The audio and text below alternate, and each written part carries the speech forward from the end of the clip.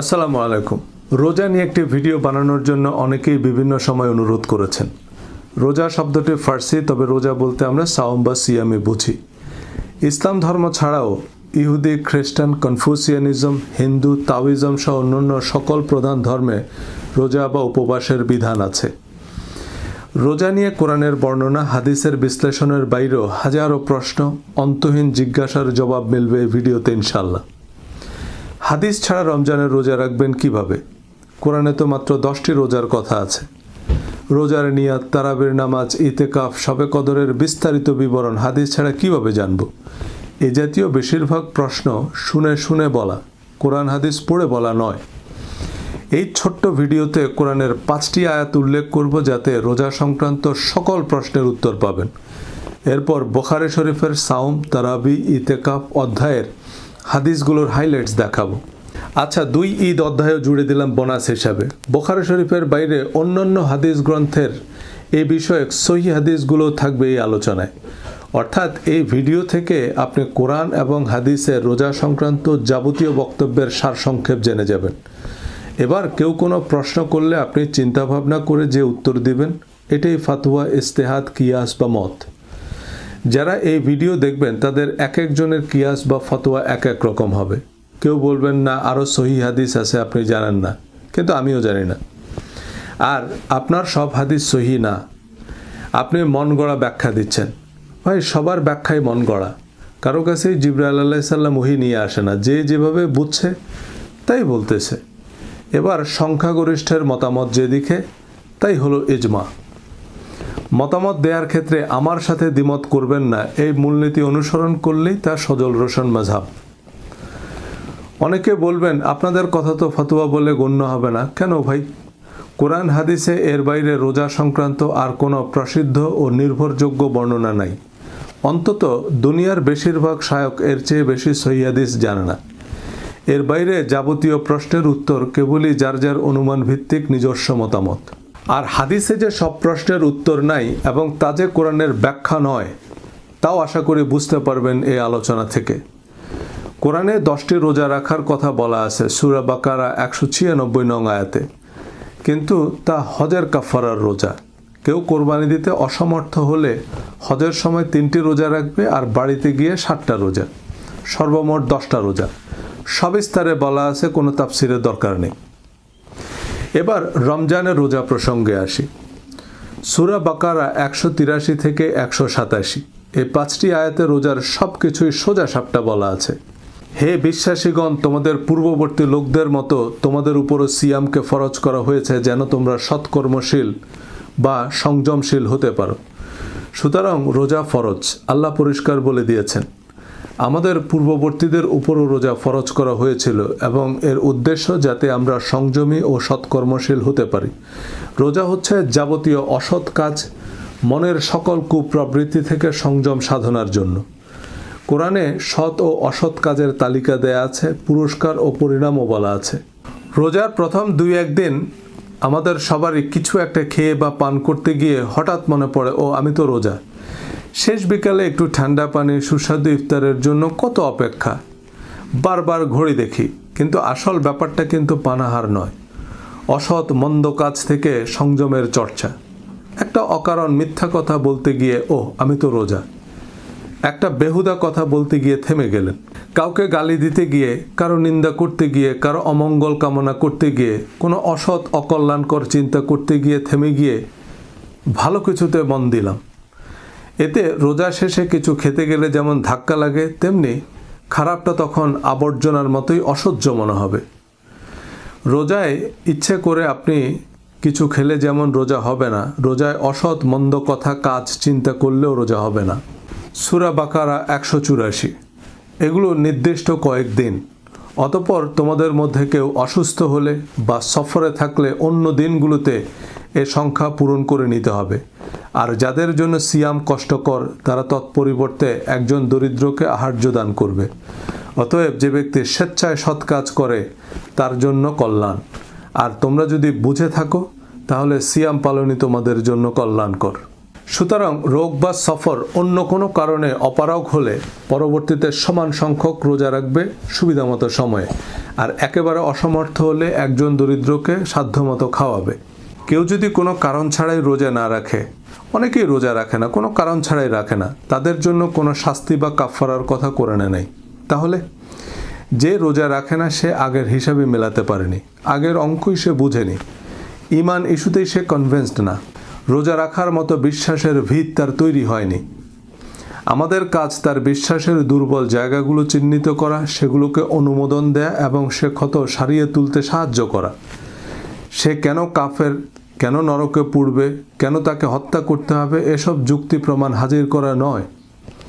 কাউকে জোর করে নাস্তিক কাফের প্রমাণ করা ইসলামের প্রচার নয়। তাকে ইসলাম ও আল্লাহকে বুঝতে সাহায্য করাই আমাদের কাজ। যেভাবে বললে বুঝবে সেভাবে বোঝাতে হবে, বিরক্তি সৃষ্টি করা যাবে না। কিন্তু কোন মাসে রোজা রাখবো, কেন রাখবো, রোজার ফজিলত ফাজাইলে সিয়াম ছাড়া কেমনে জানবো? পরের আয়াতেই বলা আছে, সূরা বাকারা 185, রমাদান মাস। এতে কোরআন নাজিল করা হয়েছে মানুষের হেদায়েতের জন্য এবং হেদায়েতের স্পষ্ট নিদর্শন ও সত্যাসত্যের পার্থক্যকারী রূপে। কাজেই তোমাদের মধ্যে যে এই মাস পাবে সেজন্য এই মাসে সিয়াম পালন করে। তবে তোমাদের কেউ অসুস্থ থাকলে বা সফরে থাকলে অন্য দিনগুলোতে এ সংখ্যা পূরণ করবে। আল্লাহ তোমাদের জন্য সহজ চান এবং তোমাদের জন্য কষ্ট চান না। আর যাতে তোমরা সংখ্যা পূরণ করো এবং তিনি তোমাদের যে হেদায়েত দিয়েছেন সেজন্য তোমরা আল্লাহর মহিমা ঘোষণা করো এবং যাতে তোমরা কৃতজ্ঞতা প্রকাশ করো। দুনিয়ার হাদিস, তাফসির আর ফাজাইলের কিতাব একসাথ করলেও কোরআনের এক আয়াতের সমান ওজন হবে না। রমজান মাস এটা একটা আরবি মাস, সুতরাং কোন মাসে রোজা রাখবেন উত্তর দেয়াই আছে। এ মাস কেন এত বরকতময়? কারণ এ মাসে কোরআন নাজিল হয়েছে, যা সত্যাসত্যের পার্থক্যকারী। কোনটা সত্য কোনটা মিথ্যা এটা কোনো আল্লামা শাইখুল হাদিস বলবেন না, এটা বলবে কোরআন। এ মাসে আমরা কেন সিয়াম পালন করব? যাতে তিনি তোমাদের যে হেদায়েত দিয়েছেন অর্থাৎ কোরআন দিয়েছেন সেজন্য তোমরা আল্লাহর মহিমা ঘোষণা করো এবং যাতে তোমরা কৃতজ্ঞতা প্রকাশ করো। সুতরাং রমজান মাস হচ্ছে কোরআনকে সেলিব্রেট করার মাস, আল্লাহর মহিমা কৃতজ্ঞতা প্রকাশের মাস, কারণ এটা কোরআন নাজিলের মাস। এ মাসে আমরা আল্লাহকে ডাকবো কারণ আল্লাহ আমাদের ডাকে সাড়া দেন। এই আল্লাহকে ডাকার নামই হচ্ছে দোয়া। পরের আয়াতে আল্লাহ বলছেন, সূরা বাকারা 186, আর আমার বান্দা যখন আমার সম্পর্কে আপনাকে জিজ্ঞেস করে তখন আপনি বলে দিন, নিশ্চয়ই আমি অতি নিকটে। আহ্বানকারী যখন আমাকে আহ্বান করে আমি তার আহ্বানে সাড়া দিই। কাজেই তারাও আমার ডাকে সাড়া দিক এবং আমার প্রতি ঈমান আনুক, যাতে তারা সঠিক পথে চলতে পারে।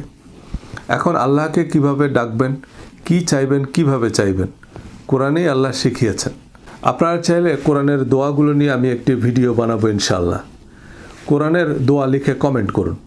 এগুলো আল্লাহর নবী রাসূলদের কবুল হওয়া দোয়া, আল্লাহ কোরআনে ফাঁস করে দিয়েছেন, কিন্তু আমরা নুরানি ওজিফাকে নিই। হযরত আদম আলাইহিস সালামের চেয়ে বড় বিপদে নিশ্চয়ই আমরা পড়ি নাই। বেহেশতের রাজকীয় জীবন থেকে তিনি অকুল পাথারে পড়লেন। জন নাই, মানব নাই, কোথাও কেউ নাই। এমন অগ্নি পরীক্ষায় যে দোয়ায় আল্লাহ হযরত আদম আলাইহিস সালামকে ক্ষমা করলেন, আল্লাহ কোরআনে লিখ করে দিলেন। হযরত জাকারিয়া আলাইহিস সালাম যে দোয়া করার পর আল্লাহ তাকে সন্তান দিয়েছেন, আল্লাহ কোরআনে উল্লেখ করেছেন। সব নবীগণের মকবুল দোয়া আছে কোরআনে, এরপরও কেন আলাদা দোয়ার বই লাগবে? আচ্ছা, রোজা যে রাখবো কেমনে রাখবো, কখন থেকে কখন, কি করা যাবে কি করা যাবে না, এসব কথা কি আছে কোরআনে? জি, পরের আয়াতেই আছে, সূরা বাকারা 186। সিয়ামের রাতে তোমাদের জন্য স্ত্রী সম্ভোগ বৈধ করা হয়েছে, তারা তোমাদের পোশাক স্বরূপ এবং তোমরাও তাদের পোশাক স্বরূপ। আর তোমরা পানাহার করো যতক্ষণ রাতের কালো রেখা থেকে উষার সাদা রেখা স্পষ্টরূপে তোমাদের নিকট প্রকাশ না হয়। অতঃপর রাতের সূচনা পর্যন্ত সিয়াম পূর্ণ করো। আর তোমরা মসজিদে ইতিকাফরত অবস্থায় তাদের সাথে সঙ্গত হইও না, এগুলো আল্লাহর সীমারেখা, কাজেই এগুলোর নিকটবর্তী হইও না। এভাবে আল্লাহ তার আয়াতসমূহ মানুষের জন্য সুস্পষ্টভাবে ব্যক্ত করেন যাতে তারা সৎকর্মশীল হতে পারে। সুতরাং রাতের বেলায় খাওয়া দাওয়া, ময় মহাব্বত সবই করতে পারবেন। কখন থেকে কখন রোজা রাখবেন তাও বলা আছে। এরপর এটাও বলেছেন, এভাবেই আল্লাহ তার আয়াতসমূহ মানুষের জন্য সুস্পষ্টভাবে ব্যক্ত করেন যাতে তারা সৎকর্মশীল হতে পারে। সুতরাং আল্লাহর দাবি তিনি প্রয়োজনীয় ও প্রযোজ্য সব কিছু সবিস্তারে বলে দিয়েছেন, কিন্তু আমাদের যে 1,99,000 প্রশ্ন, সেগুলোর উত্তর কই? রোজার নিয়ত কি কেবলামুখী হয়ে করা লাগবে? রক্ত বের হলো কি রোজা ভঙ্গ হবে? ইচ্ছা করে ভুলবশত খেয়ে ফেললে? হুজুরদের কাছে প্রশ্ন করলে তো ওনারা চিবিয়ে চিবিয়ে উত্তর একটা দেন, নিশ্চয়ই হাদিস থেকেই দেন। জি না, এগুলো স্বরচিত উত্তর বা আরেকজনের স্বরচিত উত্তর। একজনের নামের আগে শাইখুল ইসলাম, কুতুবে সোবহানি, মাহবুবে রব্বানি এবং নামের শেষে দামাত বারাকাতুহুম, হাফেজাহুল্লাহ, রাহেমাহুল্লাহ লাগিয়ে আগে ওনাকে নবী বানাবে, তারপর ওনার কথাই নবীর কথার মতো মানতে হবে। দামাত বারাকাতুহুম মানে আল্লাহ তাকে দীর্ঘজীবী করুক, রাহেমাহুল্লাহ মানে আল্লাহ তাকে রহম করুক। এই দোয়াগুলো এখন থেকে নিজের বাবা মা, দাদা, নানার নামের সাথে পড়বেন। কোরআন হাদিসে কোনো হুজুরের নাম নাই, কিন্তু পিতামাতার কথা আছে পাতায় পাতায়। পিতামাতার চেয়ে বড় পীর আর দুনিয়াতে নাই। বাবা বেঁচে থাকলে যতবার আব্বার নাম নেবেন ততবার বলবেন আমার আব্বা দামাত বারাকাতুহুম বা হাফেজাহুল্লাহ, আর মারা গেলে বলবেন আমার নানা রাহেমাহুল্লাহ, অর্থাৎ আমার নানা আল্লাহ তাকে দয়া করুন বলে যা বলার বলবেন। এগুলো দোয়া, আমরা এগুলোকে হুজুরদের টাইটেল মনে করি, FCPS ডিগ্রির মতো। কি এক মুসিবত! সর্বকালের অন্যতম শ্রেষ্ঠ মুফতি ইমাম মালিককে 100টা ফতোয়া জিজ্ঞেস করলে উনি প্রায় 70টা প্রশ্নের কি উত্তর দিতেন? লা আদরি, আমি জানি না। কেন জানে না? কোরআন হাদিসে না থাকলে উনি কোত্থেকে জানবে? ওনার কাছে তো জিবরাইল আলাইহিস সালাম ওহী নিয়ে আসতো না। তাহলে আমরা যে প্রশ্ন করার আগেই উত্তর দেওয়া শুরু করি, আমাদেরকে কে জানাইলো? জিবরাইল না ইবলিস? এবারে চলুন সহিহ হাদিসের ভান্ডারে আর কি তথ্য আছে। আমি রিপিটেশন, অর্থাৎ একই হাদিস প্রায় 50 বার আছে বুখারী শরীফে। আমি সেখান থেকে একটি হাদিস নিয়েছি। বর্ণনাক্রম, অর্থাৎ কে কার কাছ থেকে শুনেছে, এবং টার্ন বাই টার্ন বিবরণ বাদ দিয়ে আমাদের জন্য প্রযোজ্য বা প্রয়োজনীয় সহিহ হাদিসগুলোর সারসংক্ষেপ একত্রিত করেছি। এর বাইরে কিছু সহিহ হাদিস থাকলেও তা নিয়ে উল্লেখযোগ্য ইখতিলাফ আছে। তাতে আমাদের জন্য প্রযোজ্য কোনো বিশেষ উপদেশ নেই। আর পরবর্তীতে নজরে পড়লে বা কেউ জানলে রেফারেন্স সহ কমেন্টে জানাবেন, আমি ভিডিও ডেসক্রিপশনে যোগ করে দেব। তবে মোটামুটি নিশ্চিত থাকতে পারেন দুনিয়ার 99% মুহাদ্দিস রোজা সংক্রান্ত এর চেয়ে বেশি হাদিস জানে না। বুখারী শরীফ সওম অধ্যায়, ইসলামিক ফাউন্ডেশন সিরিয়াল বাংলা হাদিস অ্যাপ অনুযায়ী। এই সবগুলো হাদিস অবশ্য রোজার সাথে সম্পর্কিত নয়, তবু আমি উল্লেখ করছি। এর বাইরে কিছু হাদিস আমার বোধগম্য হয়নি, আমি স্কিপ করেছি। যেমন রোজাদারের মুখের দুর্গন্ধ আল্লাহর প্রিয়। দুর্গন্ধ আবার আল্লাহর প্রিয় হয় কি করে? আর এই হাদিসের শিক্ষা কি? দাঁত নামে যে মুখে দুর্গন্ধ বানাবো? যাই হোক, চলুন জেনে নেওয়া যাক হাদিসের মহাপণ্ডিতদের কাছে হাদিস শাস্ত্রের কি কি মারণাস্ত্র আছে। 1773 সিয়াম ঢালস্বরূপ, সুতরাং অশ্লীলতা করবে না এবং মূর্খের মতো কাজ করবে না। 1781 রমজানের প্রতি রাতেই জিবরাইল আলাইহিস সালাম নবীজির সাথে একবার সাক্ষাৎ করতেন এবং নবী সাল্লাল্লাহু আলাইহি সাল্লাম তাকে কোরআন শোনাতেন। 1782 যে ব্যক্তি মিথ্যা বলা ও সে অনুযায়ী আমল বর্জন করেনি, তার এ পানাহার পরিত্যাগ করায় আল্লাহর কোনো প্রয়োজন নেই। 1783 সিয়াম আল্লাহর জন্য, তিনিই এর প্রতিদান দিবেন। 1784 যে ব্যক্তির সামর্থ্য আছে সে যেন বিবাহ করে নেয়, আর যার সামর্থ্য নাই সে যেন সাওম পালন করে। সাওম তার প্রবৃত্তিকে দমন করে। এটা বিবাহ অধ্যায়ের হাদিস, তবে রোজা শব্দটি থাকার কারণে এই অধ্যায়েও আছে। 1785 চাঁদ না দেখে তোমরা সাওম পালন করবে না এবং চাঁদ না দেখে ইফতার করবে না। যদি মেঘাচ্ছন্ন থাকে তাহলে তার সময় 30 দিন পরিমাণ পূর্ণ করবে। যাদের ধারণা পৃথিবীর বিভিন্ন বড় বড় শহরে সাহরি ও ইফতারের সময়সূচি বা ইফতারের বাহারি রেসিপি মনে হয় হাদিসে আছে, এই আছে হাদিসে। কারণ হাদিস একটা নির্দিষ্ট সময়ে, নির্দিষ্ট অঞ্চলে, নির্দিষ্ট বাস্তবতায়, নির্দিষ্ট ব্যক্তি বা গোষ্ঠীর জন্য নবীজির উপদেশ, আর কোরআন সার্বজনীন। 1793 তোমরা কেউ রমজানের 1 দিন কিংবা 2 দিন আগে থেকে সাওম শুরু করবে না। 1800 নবী সাল্লাল্লাহু আলাইহি সাল্লাম তার অনুকরণে এক নাগাড়ে সাওম পালনে সাহাবীদের নিষেধ করলেন। আমি তো তোমাদের মতো নই, আমাকে খাওয়ানো হয়, পানও করানো হয়। এটা রমজানের বাইরে টানা রোজা রাখার কথা বলা হয়েছে। 1801 তোমরা সাহারি খাও, কেননা সাহারিতে বরকত আছে। 1812 এটা খুব ইন্টারেস্টিং একটা হাদিস। এক লোক রোজা অবস্থায় স্ত্রীকে মহব্বত করতে গিয়ে রোজায় ভেঙে ফেলছে। রাসূল সাল্লাল্লাহু আলাইহি সাল্লাম বললেন, একটা কৃতদাস আজাদ করতে পারবে? সে বলল না। তিনি বললেন, এক নাগাড়ে 2 মাস সাওম পালন করতে পারবে? সে বলল না। এরপর তিনি বললেন, 60 জন মিসকিনকে খাওয়াতে পারবে কি? সে বলল না। নবীজি সাল্লাল্লাহু আলাইহি সাল্লাম তাকে এক ঝুড়ি খেজুর দিয়ে বললেন, এগুলো গরিবদের মধ্যে দান করে দাও। ওই লোক বলল, আমার থেকে গরিব এই শহরে আর কেউ নাই। নবীজি সাল্লাল্লাহু আলাইহি সাল্লাম হেসে দিয়ে বললেন, আচ্ছা ঠিক আছে, যাও, তুমিই খাও, তোমার পরিবারকেও খাওয়াও। তার মানে আপনার সামর্থ্য অনুযায়ী যতটুকু পারেন ততটুকু করবেন। 1822 সফরে সাওম পালনে কোনো নেকি নাই। 1828 সাওম এর কাজা জিম্মায় রেখে যদি কোনো ব্যক্তি মারা যায় তাহলে তার অভিভাবক তার পক্ষ থেকে সাওম আদায় করবে। 1833 লোকেরা যতদিন যাবৎ সময় হওয়া মাত্র ইফতার করবে ততদিন তারা কল্যাণের উপর থাকবে। 1867 নবীজি সাল্লাল্লাহু আলাইহি সাল্লাম 2 ঈদের দিনে সাওম পালন করতে নিষেধ করেছেন। 1879 আশুরের দিনকে ইহুদিগণ ঈদ মনে করত এবং সাওম পালন করত। নবীজি সাল্লাল্লাহু আলাইহি সাল্লাম বললেন, তোমরাও এই দিনে সাওম পালন করো। লাইলাতুল কদরের তারিখ নবীজি সাল্লাল্লাহু আলাইহি সাল্লামকে স্বপ্নযোগে জানিয়েছিল, কিন্তু তিনি তা ভুলে গিয়েছেন এবং বিজোড় রাতে খোঁজ করতে বললেন। এমন হাদিস অন্যান্য অধ্যায়ে মিলিয়ে 20-25 বার আছে বুখারী শরীফেই। হাদিসের নম্বর আমিও ভুলে গিয়েছি। এই হচ্ছে বুখারী শরীফের সাওম অধ্যায়ের হাদিস। এবারে বুখারী শরীফের বাইরে মুসলিম শরীফ থেকে মুসান্নাফে আব্দুর রাজ্জাক পর্যন্ত রমজানের রোজা সংক্রান্ত আর যত সহিহ হাদিস আছে তার সারসংক্ষেপ বলি। ইমাম বুখারী অবশ্যই হাদিসগুলো সহিহ মনে করেননি। মিশকাত সিরিয়াল নম্বর বাংলা হাদিস অ্যাপ অনুযায়ী। আমাদের ও আহলে কিতাবদের মধ্যে পার্থক্য হলো সাহারির, মানে তারা সাহারি খায় না।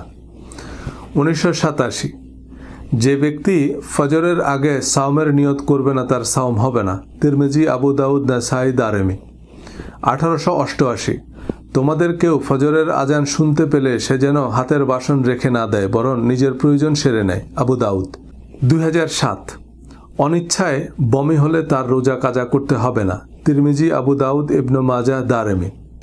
2012 যে শিঙ্গা লাগায় ও যে শিঙ্গা দেয় উভয়ই নিজেদের সাওম ভেঙে ফেলেছে। আবু দাউদ, ইবনে মাজাহ ও দারেমি। এই হাদিস শোনার আগ পর্যন্ত কিন্তু শিঙ্গা লাগাইলেও আপনার রোজা ভাঙত না, এখন ভাঙবে। এভাবে যত প্রশ্ন করবেন তত বনি ইসরায়েলের গরুর মতো জিনিসটা কঠিন হবে। 2032 ঋতুবতী মহিলাদের সাওম কাজা করতে হয়, সালাত কাজা করতে হয় না। মুসলিম, মুসান্নাফে আব্দুর রাজ্জাক। 2047 যে ব্যক্তি রমজান মাসের সাওম রাখবে অতঃপর সে শাওয়াল মাসের 6টি সাওম রাখবে তাহলে সে একাধারে সাওম পালনকারী বলে গণ্য হবে। মুসলিম ও অন্যান্য। হাদিসের সহজ পাঠ শিরোনামে কয়েকটি পর্বে হাদিসের এমন হাইলাইটস দেখাবো। কোরআনের বাইরে হাদিস থেকে সব প্রশ্নের উত্তর মিলবে না, বরং নতুন প্রশ্ন তৈরি হবে। তবুও মুহাদ্দিস হুজুররা কি না জানি সব জেনে ফেললো, কি গোলা বারুদ না জানি তাদের কাছে আছে, এই আশঙ্কায় আমরা তাদের তাকলিদ করি। যারা নিজেরাই ইজতেহাদ করতে চান, বুঝে ধর্মচর্চা করতে চান, তাদের জন্য আমি এই সিরিজটি বানানোর ইচ্ছা রাখি। আগ্রহীরা হাদিসের সহজ পাঠ লিখে কমেন্ট করুন। হাদিস জানলে নিজেই বুঝবেন যে হাদিস কোরআনের মতো সার্বজনীন নির্দেশ নয় এবং তা কোরআনের ব্যাখ্যা নয়। এবারে বুখারী শরীফের তারাবি অধ্যায়। ঘুরিয়ে ফিরিয়ে 3টা দরকারি হাদিস আছে। 1882 যে ব্যক্তি ইমানের সাথে সওয়াব লাভের আশায় তারাবি সালাত আদায় করে তার পূর্ববর্তী গুনাহসমূহ মাফ করে দেওয়া হয়। 1883 হযরত ওমর রাদিয়াল্লাহু তাআলা আনহু ইমামের সাথে সম্মিলিত তারাবি সালাত আদায়ের প্রচলন করেছিলেন। 1885 নবীজি সাল্লাল্লাহু আলাইহি সাল্লাম 3 দিন রাতে সালাত আদায় করেন এবং লোকেরা তার সাথে সালাত আদায় করেন। চতুর্থ দিন ফরজ হয়ে যাওয়ার আশঙ্কায় তিনি আর বের হননি। তারাবি নামাজের বিবরণ কোরআনেও নাই। নবীজি সাল্লাল্লাহু আলাইহি সাল্লামও এখনকার মতো আয়োজন করে পড়েননি। হযরত আবু বকর রাদিয়াল্লাহু তাআলা আনহুর সময়কালেও এ প্রচলন ছিল না। অন্যান্য হাদিস গ্রন্থে মারামারির কিছু জাল জয়ীফ হাদিস আছে। 8 রাকাত না 20 রাকাত পড়তে পারেন, বহুত ফায়দা হাসিল হবে। এবারে বুখারী শরীফের ইতিকাফ অধ্যায়। 1899 রাসূলুল্লাহ সাল্লাল্লাহু আলাইহি সাল্লাম রমজানের শেষ দশক ইতিকাফ করতেন। 1902 নবীজি সাল্লাল্লাহু আলাইহি সাল্লাম যখন ইতিকাফে থাকতেন তখন প্রাকৃতিক প্রয়োজন ছাড়া ঘরে প্রবেশ করতেন না। 1904 ওমর রাদিয়াল্লাহু তাআলা আনহু জাহিলিয়ার যুগে মসজিদে হারামে এক রাত ইতিকাফ করার মানত করেছিলেন। নবীজি সাল্লাল্লাহু আলাইহি সাল্লাম বললেন, তোমার মানত পুরা করো। তার মানে জাহিলি যুগেও লোকেরা ইতিকাফ করত। 1916 ইন্তেকালের বছর নবীজি সাল্লাল্লাহু আলাইহি সাল্লাম 20 দিনের ইতিকাফ করেছিলেন। যারা এতক্ষণ ধৈর্য ধরে সাথে ছিলেন তাদের জন্য বোনাস হিসাবে 2 ঈদ অধ্যায়ের হাইলাইটস। 903 আজকের এই দিনে আমরা প্রথমে সালাত আদায় করব, এরপর কোরবানি করব। 906 সালাতের আগে যে জবে করবে তাকে আবার জবে বা কোরবানি করতে হবে। এই হাদিস অন্তত 20 বার আছে বুখারী শরীফে। 903 নবীজি সাল্লাল্লাহু আলাইহি সাল্লাম ঈদ উল ফিতরের দিন কিছু খেজুর না খেয়ে বের হতেন না। বিজোড় সংখ্যক খেজুর খেতেন বলে বর্ণনা আছে। তিনি হয়তো গুনে খাননি, আরেকটা কম বেশি খাইলে হাদিসটা হতো তিনি জোড় সংখ্যক খেজুর খেয়েছেন। 908 ঈদগাহে নবীজি সাল্লাল্লাহু আলাইহি সাল্লাম সালাত শেষ করে তিনি লোকেদের নসিহত করতেন, উপদেশ দিতেন এবং নির্দেশ দান করতেন। সালাতের আগে বক্তৃতা করা সুন্নাহ বিরোধী। 913 নবীজি সাল্লাল্লাহু আলাইহি সাল্লাম ঈদ উল ফিতরে 2 রাকাত সালাত আদায় করেন, এর আগে পরে আর কোনো সালাত আদায় করেননি। 918 জিলহজ মাসের প্রথম 10 দিনের আমল অন্যান্য দিনের আমলের তুলনায় উত্তম। এই আমল দ্বারা হজ ওমরা উদ্দেশ্য হতে পারে। 923 ঈদগাহে ঋতুবতী মহিলারা আলাদা থাকতেন। 924 খুতবা শেষে মহিলাগণের কাছে গিয়ে নবীজি সাল্লাল্লাহু আলাইহি সাল্লাম তাদের উপদেশ দিতেন, তাদের নসিহত করতেন এবং তাদের সদকা দানের নির্দেশ দিতেন। 925 নবীজি সাল্লাল্লাহু আলাইহি সাল্লাম ঈদুল আজহার দিনে বাকি কবরস্থানে গমন করেন, তারপর তিনি 2 রাকাত সালাত আদায় করেন।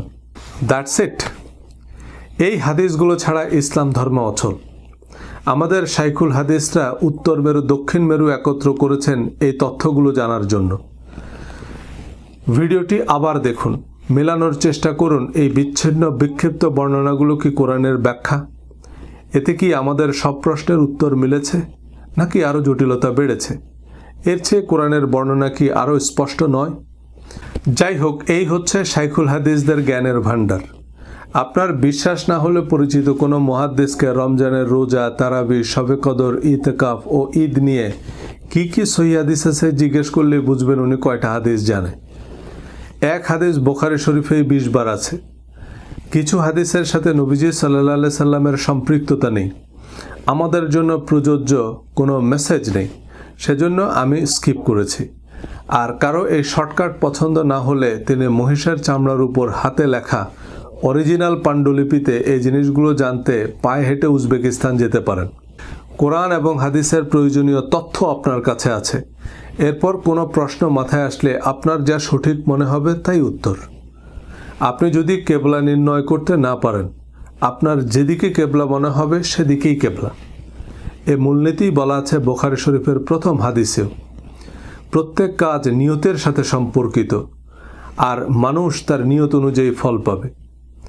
আপনার সাথে বোঝাপড়া হচ্ছে আল্লাহর, আর আল্লাহ জানে আপনি কি উদ্দেশ্যে কি করেছেন। আমাদের নামাজ, রোজা, হজ, কোরবানি যদি আল্লাহর উদ্দেশ্যে হয় তবে যেভাবেই করছি, যতটুকুই করছি আল্লাহ অবশ্যই কবুল করবেন।